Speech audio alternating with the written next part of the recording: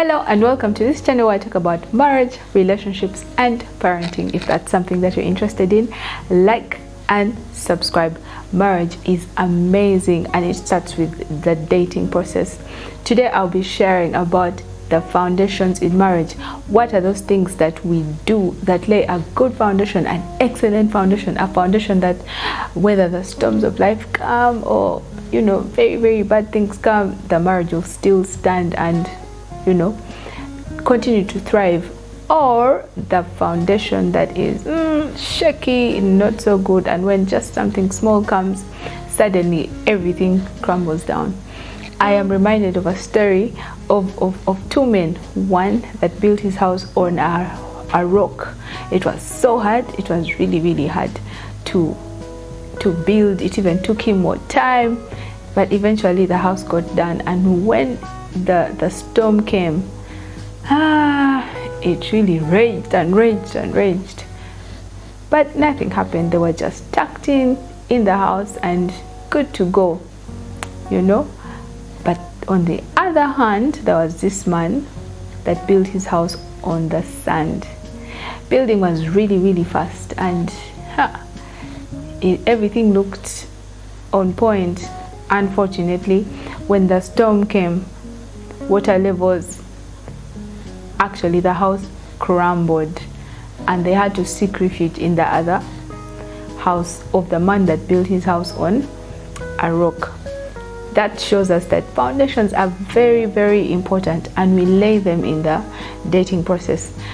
The first thing that you should start thinking about is a foundation that is good is hard to lay.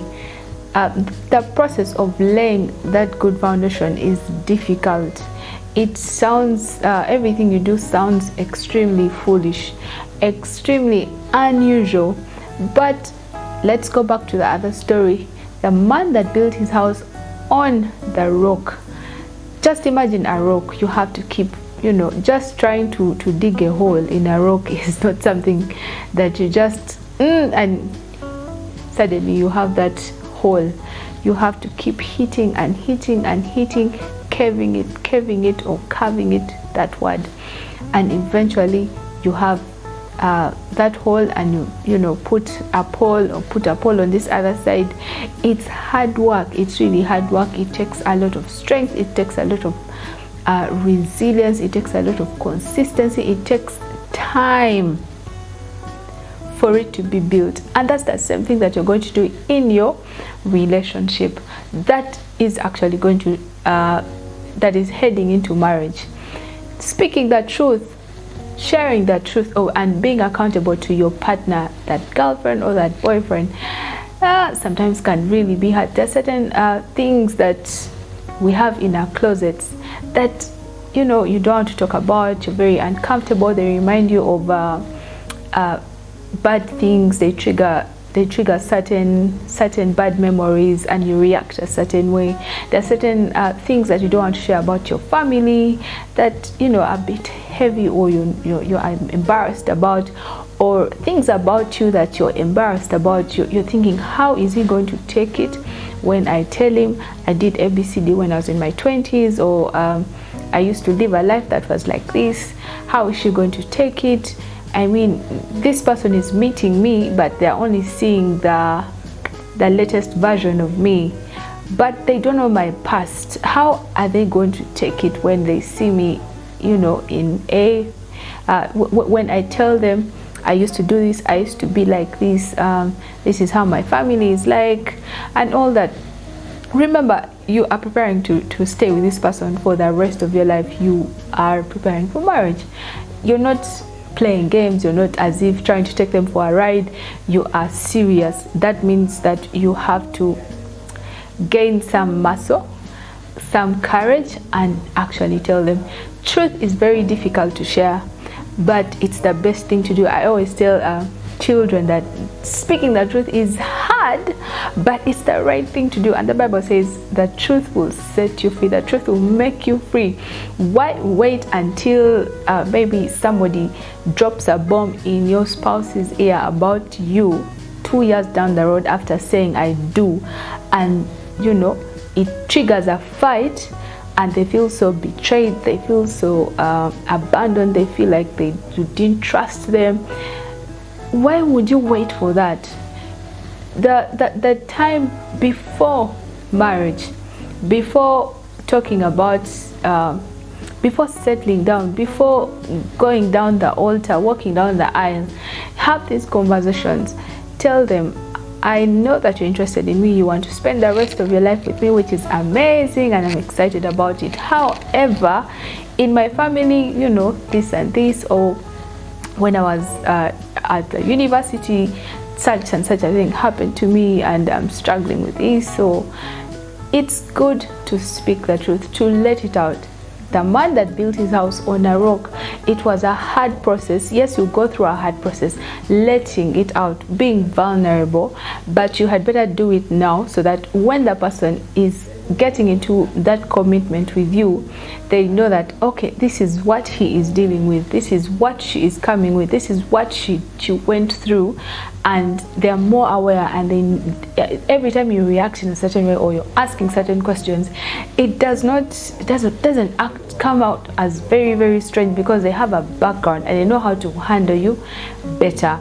In fact, it actually bonds you the more. And you know, as the marriage keeps moving forward, there's lots of naysayers, people who wish you bad, and they will try to try to sneak behind you and tell your spouse, hey, that babe, yeah, I know she looks like that, but we used to do this back then, or he used to do this back then. I mean, that would be an opportunity for your spouse to shut them up and say, hey, I know that, because I mean, you let them know. Apart from speaking the truth about your background, it's also important for you to just be truthful, to just be honest with your spouse.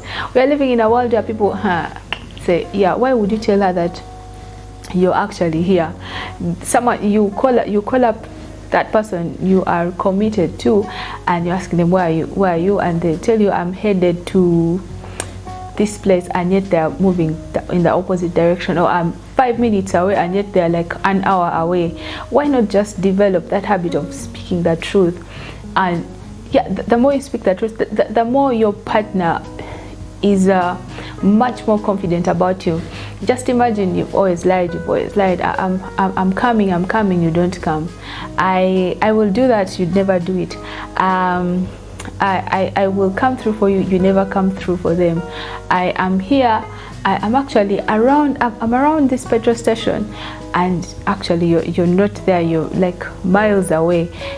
Yes, you think that you're taking this person for a ride, you're fooling them, but there's a bank that you continuously keep depositing. Are you depositing good deeds or bad deeds? Now you keep depositing lies, and now this person knows, yes, I'm getting into this marriage with this person, but they have a track record of telling lies.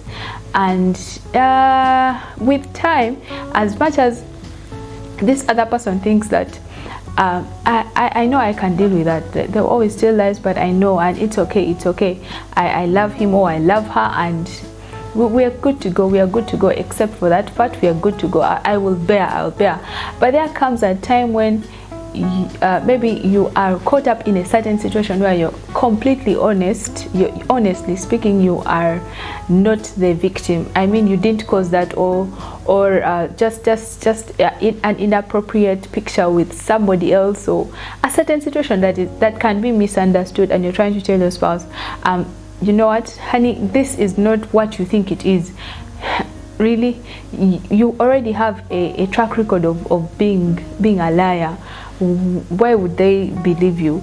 And that's how something so amazing, something so beautiful just crumbles in just maybe 30 minutes, because you have laid a foundation of lies.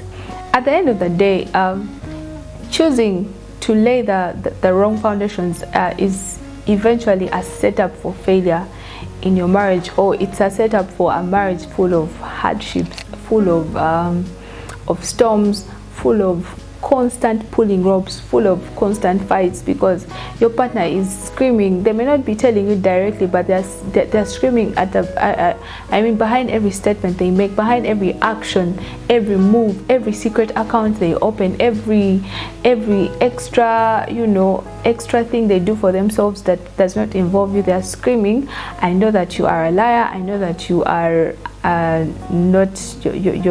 not 100% in this, I know that you're unfaithful, I mean you've been that, blah blah blah blah. So I am just trying to do this to protect myself, I'm trying to shield this. And yet in a marriage you are one, two become one. And the Bible says, can two move together if they don't agree?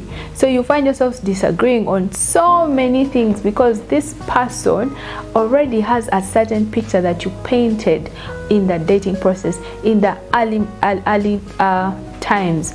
And it is very difficult to erase. I mean, it's very, very difficult to erase.